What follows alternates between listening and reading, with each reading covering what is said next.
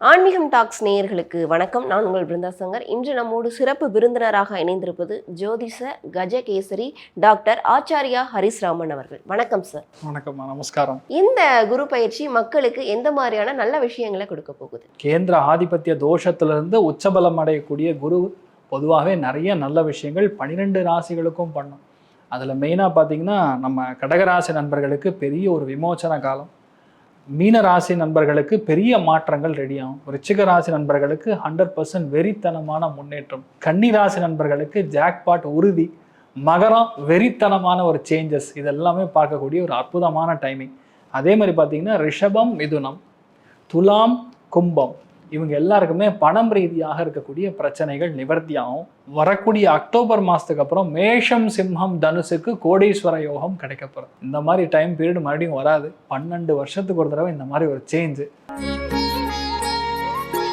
Sir, மிதுன ராசிக்காரர்களுக்கு இந்த குரு கொடுக்கக்கூடிய ராஜயோகம்னா என்ன? மிதுன ராசி நண்பர்களுக்கு பொதுவாகவே இந்த ராஜயோகம் அப்படிங்கிறது உண்மை. ஏன்னு கேட்டால் அந்த கேந்திர ஆதிபத்திய தோஷத்தில் லாஸ்ட் ஒரு 1 இயர் குரு உட்கார்ந்துருக்கக்கூடிய வீடு மிதுனம், அதில் மாட்டின்னு இருக்கக்கூடிய நிலைமைகளில் இவங்க கூட இருக்கிறவங்க, இவங்க பக்கத்தில் இருக்கிறவங்க, இவங்க கீழே வேலை செய்கிறவங்க, இன்ஃபேக்ட் சொன்னால் உங்கள் வீட்டில் இருக்கக்கூடிய உங்கள் வீட்டு வேலை செய்கிற ஆட்களுக்கு கூட ரொம்ப சாதகமாக இருக்கக்கூடிய நிலைமை.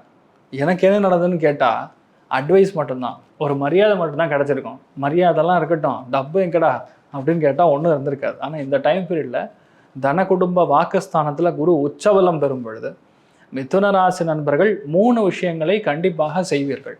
1, தங்கம் வாங்கிறது உறுதி. 2வது, கண்டிப்பாக வெள்ளி வாங்கிறது உறுதி. 3வது, வீட்டில் இன்வெஸ்ட்மெண்ட் பண்ணுறது உறுதி. 4வது, பணங்காசு பட்டையை கலப்போம். அதுதான் உண்மை. ஏன்னா மிதுனத்துக்கு பொறுத்த வரைக்கும் பேசினா மரியாதை. ஒரு வார்த்தை சொன்னீங்கன்னா எப்படா ஒரு வார்த்தை சொல்லுவானான்னு ஏங்கிட்டு இருப்பாங்க. உங்கள் மேலே இருக்கிற மதிப்பும் மரியாதையும் அப்படி சேஞ்ச் ஆகும். இன்ஃபேக்ட் என்ன, மிதுனத்தில் பிறந்த பல பேருக்கு முகத்தில் ஒரு டிஃப்ரெண்ட்டான ஒரு லக்ஷணம் அப்படின்னு சொல்லுவோம். ஒரு உச்சபலம் பெறும் பொழுது முக லக்ஷணம் மாறும். ஆக்சுவலாக சொன்னால் கண்கள் இதில் இருக்கிற பிரச்சனைகள்லாம் சின்னது வந்து போகும். ஆனால் முக லக்ஷணம் மாறும், சொல்வாக்கு அதிகரிக்கும். நிறைய பேர் பணங்காசுக்கு தட்டுப்பாடே கிடையாதுங்கிற ஒரு நிலைமை உருவாகுது. அதே மாதிரி பார்த்திங்கன்னா இவ்வளோ நாள் தேவையில்லாத பஞ்சாயத்து, தேவையில்லாத இருக்கக்கூடிய காம்படிஷன், நான் சொல்கிறது பகையாக இருக்கலாம், இல்லை ஃபேமிலியில் இருக்கக்கூடிய டிஸ்பியூட்ஸாக இருக்கலாம், ஏதாவது ஒரு கேஸ் கூட போட்டிருந்தா கூட அதெல்லாம் ஃபஸ்ட்டு நிவர்த்தி ஆகிடும். அதனால் கேஸ் ஜெயிக்கக்கூடிய பிராப்தம். 3வது, போட்டித் தேர்வுகள் அபார வெற்றி, 100க்கு 100. நானே எதிர்பார்க்கலாம் சார், ரிசல்ட் பார்த்தா 590 மார்க் எடுத்திருக்கான் சார் என் பையன், கவர்மெண்ட் ஸ்கூலில் படிக்கிறான் சார்னு மாறுதட்டிக்கக்கூடிய நிலைமைகளில் மிதுன ராசியினுடைய குழந்தைகள் ரொம்ப பெரிய அளவுக்கு பர்ஃபார்ம் பண்ணுறது.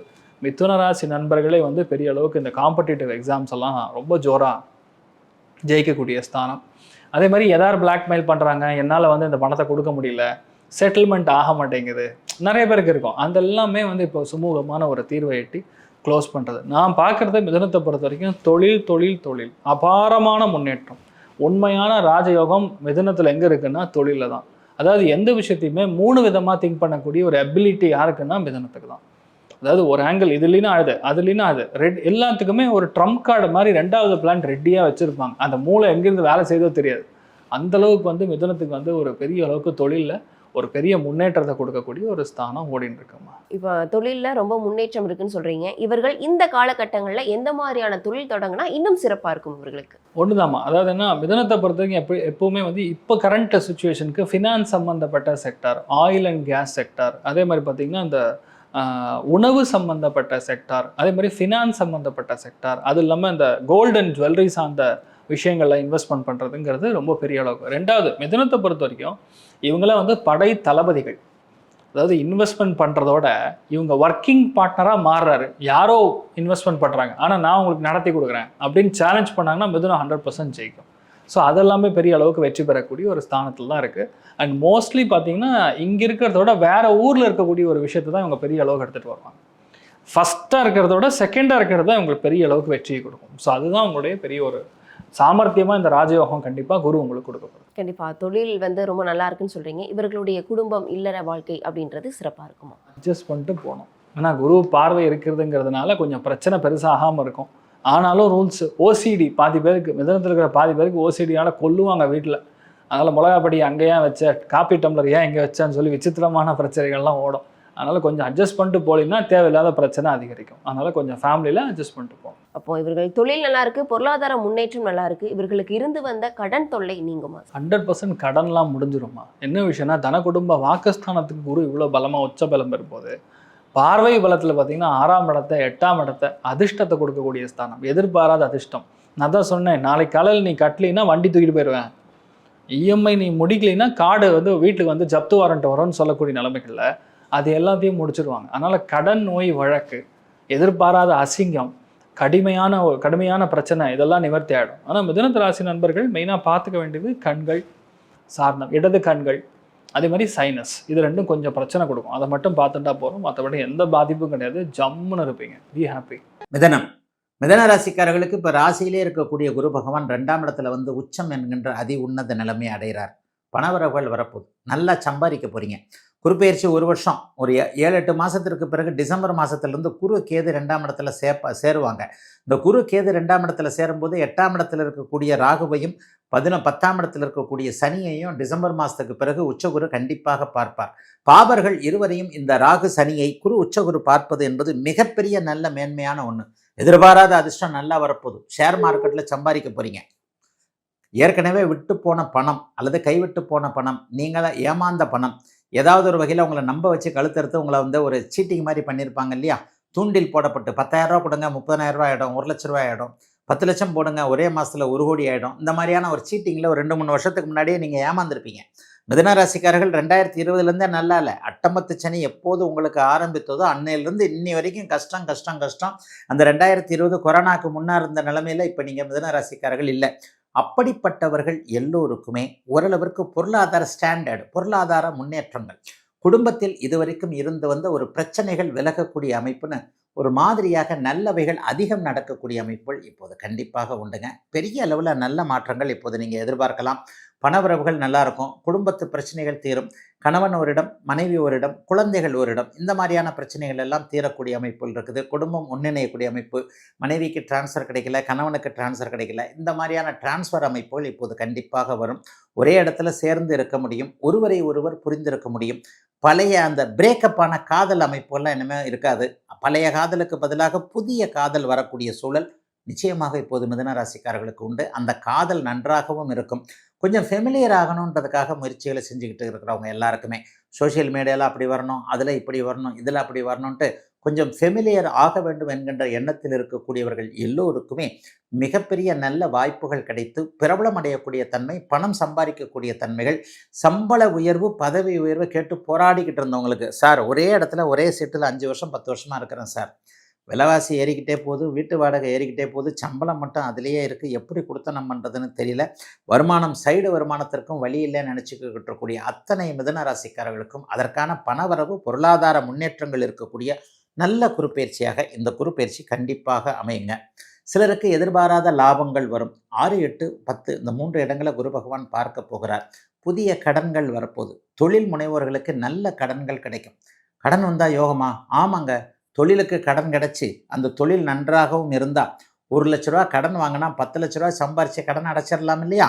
அப்போ அந்த கடன் நல்ல கடன் தானே. 6ஆம் இடத்தை உச்சகுரு பார்க்கும்போது நல்ல கடன்கள் வரக்கூடிய தன்மைகள் இருக்கின்ற நிறைவான நல்ல குரு பயிற்சிங்க இந்த குரு பயிற்சி. உற்சாகம் தரக்கூடிய உச்ச குரு மிதுன ராசிக்கு கிள்ளி கொடுக்க மாட்டான், அள்ளி கொடுப்பான். அதுக்கு நான் சொல்கிற பரிகாரத்தையும் வச்சுங்க, கொஞ்சம் அந்த கோவத்தை மாத்திரம் விட்டுருங்க சார். அதே மாதிரி வருமானம் பெருக போகுது, கடன் தீரப்போகுது. எவ்வளோ கடன் வாங்குனீங்க, அந்த ஃபாரினுக்கு வந்ததுக்கான கடனை, எஜுகேஷன் லோனு, இப்படி பல விதத்தில் சில பிரச்சனைகள். குடும்பத்தில் இருக்கும்போது உடன்பிறப்புகளுடைய கல்யாணம், ஏதோ செலவு. குடும்பத்தில் இருந்தால் நமக்கு என்ன சார் செலவு? சாப்பிட்டு யாருக்காவது கடன் வருமா சார்? அவர் நிறைய சாப்பிட்டார் சார், சாப்பிட்டு கடனே வராது. கடன் வர்றதெல்லாம் ஆடம்பர செலவில் தான். ஆகவே அந்த கடன் தீரும். அதுக்கு ஸ்திரமான உத்தியோகம், உற்சாகம். ஒரு வேலையில் போனால் சார் உங்களுக்கு உற்சாகமாக நல்லா செய்கிறீங்க சார், சூப்பர், இதே மாதிரி பண்ணுங்க, என்ன எனக்கு நாளைக்கு கூட கொடுங்க அப்படின்னு அந்த மேலதிகாரிகள் உங்களுக்கு உற்சாகத்தை கொடுப்பாங்களா? அப்படின்னா உச்சம் பெற்ற குரு 12 வருஷத்துக்கு ஒரு முறை தான் வராரு. அவரும் உங்களுக்கு குடும்பமாக்கு தனஸ்தானத்தில் போய் உட்கார்றார். நான் சொன்னதை நல்லா கவனிச்சிங்களான்னு தெரியல, அது ரொம்ப ஸ்பீடாக போயிட்டுருக்கும். குடும்பம், வாக்கு, தனம். குடும்பம் அமையும், வாக்கு நல்லா இருக்கும். தனம்னா பணம். இதோட வேற என்ன வேணும் உங்களுக்கு? அப்போ நல்ல மனைவி வருவா, வாய்ப்புகளை அள்ளி தருவா, லக்ஷ்மி கடாட்சத்தை தருவா, அவள் ஒரு பக்கம் பணம் சம்பாதிப்பா, நல்ல சத்சந்தானம் குழந்தைகளை வம்ச விருத்தியை ஏற்படுத்தி தருவா, மகிழ்ச்சி பொங்கும், உறவுகள் வரும், வெளிநாடோ வெளி மாநிலமோ போகக்கூடிய யோகங்கள்லாம் உங்களை தேடி வரும். காய் காய்ச்ச மரம் தானே சார் கல்லடிப்படும். அப்போ இது வரைக்கும் நீங்கள் எங்கே இருந்தீங்கன்னு தெரியாமல் இருந்தது குரு 12 2ஆம் இடத்துல வந்த உடனே உங்களுக்கு அற்புத பலன். சனீஸ்வரர் உங்களுக்கு எங்கே இருக்கார் பாருங்க. 10ஆம் இடத்தில் பாவி ஒருவன் இருந்தால் ராஜயோகம். ஆனால் சனியும் செவ்வாயும் ஒரு வீட்டில் இரவு பயணத்தை செய்வது ஜாக்கிரதையாக இருக்கணும். அதே நேரத்தில் வெளிநாடு போனீங்கன்னா அவங்களோட உறவுகள் ஜாக்கிரதையாக வச்சுக்கணும். நான் அவங்களோட சேர்ந்து வியாபாரம் பண்ணுறேன் சார், கடன் வாங்குகிறேன், பேங்க் லோன் வாங்குகிறேன், அந்த ஊர் டேர்ம்ஸ் அண்ட் கண்டிஷனை தெரிஞ்சு பண்ணணும். திருவெண்காடு அப்படிங்கிற கோவிலுக்கு போயிட்டு புத பகவானை வழிபட்டு வந்தீங்கன்னா உற்சாகம் உச்சம் பெற்ற குருனால கிடைக்கும். குருனாலே ஆலங்குடி தான் சொல்லுவாங்க. இங்கே ஞானத்தை தரக்கூடிய புத பகவானை நான் சொன்னது எதற்காகனா, நீங்கள் ரொம்ப புத்திசாலியான ஆள், உங்கள் லக்னாதிபதியாக அவர் தான். பால் அபிஷேகம் பண்ணிட்டு வந்தீங்கன்னா இந்த உச்சம் பெற்ற குரு உங்கள் ராசிக்கு கிள்ளி தரமாட்டார், அள்ளி தருவார். மிதுன ராசி அன்பர்களுக்கு குரு பயிற்சி, நேரில் இருக்கக்கூடிய குரு பயிற்சி என்ன விதமான யோக பலனை கொடுக்க போகுது அப்படின்னு பார்த்தீங்க அப்படின்னா, ஜென்ம குரு விலகுறாருங்க. குரு வந்து இவ்வளோ நாள் உங்கள் ராசியில் தான் இருந்துகிட்ருக்காரு. ஜூன் 2ஆம் தேதி அவர் தன்னுடைய உச்ச வீடான கடகராசிக்குள்ளே போகிறார். இந்த கடகராசி அப்படின்றது வந்து பார்த்திங்கன்னா மிதுன ராசிக்காரர்களுக்கு தனஸ்தானம், தன குடும்ப வாக்குஸ்தானம்னு சொல்லுவோம். ஸோ தன குடும்ப வாக்குஸ்தானத்தில் ஒரு சுபகரகம் இருக்கார் அப்படின்னா நிச்சயமான முறையில் மிதுன ராசிக்காரர்களுக்கு சிறந்த ஒரு நல்ல காலம் ஆரம்பிச்சிச்சு அப்படின்றது எந்த சந்தேகமே வேண்டாம். அது மட்டும் இல்லாமல் இந்த குரு பகவான் தான் உங்களுக்கு தொழில் ஸ்தானத்துக்கு அதிபதி. மிதுன ராசிக்காரர்களுக்கு 7ஆம் இடம் மற்றும் 10ஆம் இடத்துக்கு அதிபதியாக வரக்கூடிய குரு பகவான் தனஸ்தானத்தில் உச்ச பலம் அடைகிறது. அது கடகராசி தான் வந்து அவருடைய முழு பலம் கொடுக்கக்கூடிய ஸ்தானம் இல்லையா. ஸோ அங்கே வந்து அவர் வந்து முழு பலம் அடைகிறதுனால தொழில்காரகன், அது ஜீவனக்காரகன், கர்மக்காரகனான குரு பகவான் 2ஆம் இடமான தன குடும்ப வாக்குஸ்தானத்தில் உச்ச பலம் பெறதுனால மிதுன ராசிக்காரர்களுக்கு தொழில் வழியில் பல நல்ல முன்னேற்றங்களும் ஏற்றங்களும் லாபங்களும் ஆதாயங்களும் கிடைக்க போகுது அப்படின்னு தெரிஞ்சுக்கலாம். இந்த இணைவு இருக்கு இல்லையா, 10ஆம் இடத்துக்குரியவர் 2ஆம் இடத்துல வர்றது வந்து தொழில்காரகன், தனஸ்தானத்துக்கு வர்றது வந்து பார்த்திங்கன்னா தர்மகர்மாதிபதி யோகம்னு சொல்லுவோம். இந்த தர்மகர்மாதிபதி யோகம் செயல்படக்கூடிய ஒரு அற்புதமான காலமாக குரு பயிற்சியோட காலம் இருக்க போகுது. அடுத்த ஓராண்டு வரக்கூடிய குரு, அதாவது ஜூன் 2ஆம் தேதியிலேருந்து குரு ஓராண்டு வந்து கடகராசியில் உச்ச வீட்டில் இருந்து உங்களுக்கு யோக பலன்களை மட்டுமே கொடுப்பார். அந்த காலங்களில் கொடுக்கக்கூடிய யோக பலன்கள் எல்லாமே வந்து உங்கள் வாழ்க்கையோட எதிர்காலத்துக்கு முழுமையாக தொடரும் அப்படின்றத சொல்லிக்கிறேன். அது மட்டும் இல்லாமல் உங்கள் ராசிக்கு 10ஆம் இடத்துல தற்சமயம் சனி பகவான் இருந்துகிட்ருக்கார். மீன ராசி, உங்கள் ராசிக்கு 10ஆம் இடம்னு சொல்லக்கூடியது மீன ராசி. மீன ராசியில் சனி பகவான் இருந்துகிட்ருக்கார். சனி பகவான் உங்கள் ராசிக்கு பாக்கியஸ்தானத்துக்கு அதிபதி. மிதுன ராசிக்கு முழு பாக்கியங்களை அதிர்ஷ்டங்களை அள்ளி கொடுக்கக்கூடிய பாக்கியஸ்தானத்துக்கு அதிபதியான சனி பகவான் ராசிக்கு 10ஆம் இடத்துல இருக்கிறது, தொழில் ஸ்தானத்தில் இருக்கிறது. தொழில் வழியில் சிறப்பு. தொழில் வழி மட்டும் இல்லை, உங்களோட பொருளாதார தன்னிறைவு, கடன் சுமைகள் இதெல்லாம் தீர்றதுக்கான வாய்ப்புகளை சனி பகவான் மூலியமே கிடச்சிட்டு இருக்கு. அந்த சனி பகவானுக்கு வீடு கொடுத்த சனி இருக்கக்கூடிய அந்த 10ஆம் வீடு, உங்கள் ராசிக்கு 10ஆம் வீடுன்னு சொல்லக்கூடிய மீன ராசிக்கு அதிபதியே குரு பகவான் தான். சனிக்கு வீடு கொடுத்து அவருக்கு பார்வையை கொடுக்க போகிறாரு குரு பகவான் நீ வரக்கூடிய காலங்களில். உங்கள் ராசியிலேருந்து குரு விலகிட்டாலே ஒரு நல்ல விஷயங்க. ஜென்ம குரு விலகிடுச்சுனாலே பல கஷ்டங்கள் சங்கடங்கள் விலகிறோம். பொதுவாக ஜென்ம குரு வந்துருச்சு அப்படின்னா வந்து கண்ணை கட்டி காட்டில் விட்ட மாதிரியான ஒரு வாழ்க்கை சூழல். என்ன செய்ய போகிறோம், ஏது செய்ய போகிறோம்னு தெரியாத அளவுக்கு ஒரு தெளிவில்லாத ஒரு காலமாக மனநிலை இருந்துகிட்டு இருக்கும். ஸோ இப்போ அந்த மனநிலையெல்லாம் மாறி நம்ம இதை தான் செய்ய போகிறோம், இப்படி தான் நம்ம ஜெயிக்க போகிறோம் அப்படின்ற ஒரு நல்ல ஒரு விஷயங்களை உங்களுக்கு கொடுக்குறதுக்கு உங்களுக்கே ஒரு தெளிவு கிடைக்கக்கூடிய ஒரு நிலை வரப்போகுது அப்படின்றத நம்ம சொல்லலாம். தனஸ்தானத்துக்குள்ளே வந்து அமரக்கூடிய குரு பகவான் முன்னாடியே சொன்ன மாதிரி தன குடும்ப வாக்குஸ்தானம் இல்லையா, அதனால் உங்களோட பொருளாதாரம், உங்களோட குடும்ப உறவுகளில் இருக்கக்கூடிய மனச்சங்கடங்கள், சிக்கல்கள் அது எல்லாத்தையுமே போக்கிட்டு உங்களுக்கு மனசில் சந்தோஷத்தையும் தன்னிறைவான பொருளாதாரத்தையும் கொடுக்க போகிறாரு அப்படின்னு சொல்லலாம். மேலும் வந்து தொழில் சார்ந்த வளர்ச்சி, நீங்கள் ஒரு வேலையில் பிஸ்னஸ் பண்ணிகிட்ருக்கீங்கன்னா அந்த பிஸ்னஸ் டெவலப் பண்ணுறது, அது மட்டும் இல்லாமல் இது நாள் வரைக்கும் வாராக்கடனாக இருந்த தொகைகள்லாம் உங்கள் கைக்கு வந்து சேரக்கூடிய சூழல்கள், அது மட்டும் இல்லாமல் வேறு தொழில் மாற்றம், இல்லை புது தொழிலை ஆட் பண்ணிக்கிறது, புது விஷயங்களை நம்ம தொழிலில் ஆட் பண்ணுறது, இதுக்கான வாய்ப்பெல்லாம் வந்து குரு பகவான் கொடுக்க போகிறார். குரு மட்டும் இல்லை, குருவோடு சேர்ந்து இணைவுபட்டு திரிகோணத்தில் இருக்கக்கூடிய சனியும் இதுக்கு உங்களுக்கு சப்போர்ட் பண்ண போகிறார் அப்படின்றது தான் உள்ளபடிய விஷயம். அதுதான். அதே மாதிரி வெளிநாட்டு யோகமும் ரொம்ப பிரமாதமாக இருக்குது.